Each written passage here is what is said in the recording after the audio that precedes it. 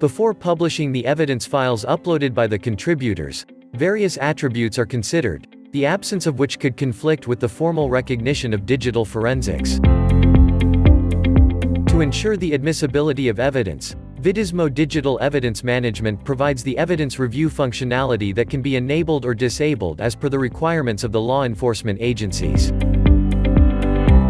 In this video, we will be looking at approving or rejecting evidence under review in VIDIZMO Digital Evidence Management. VIDIZMO allows moderator plus roles to review evidence uploaded by contributors. To enable the Review tab, expand the Library tab from the portal settings, and check to allow content moderation.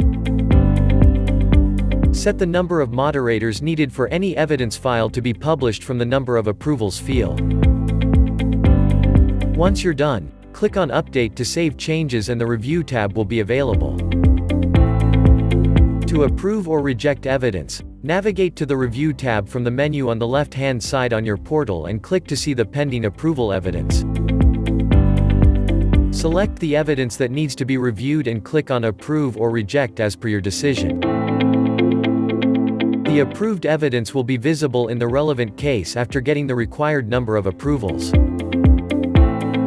To approve or reject bulk evidence, navigate to the Review tab from the menu on the left-hand side on your portal and click to see the pending approval evidence.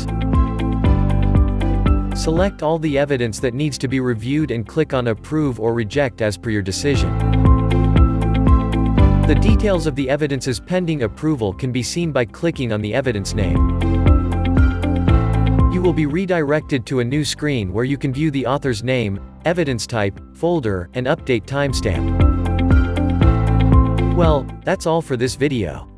Check out some of our other guides to learn more about VIDIZMO Digital Evidence Management.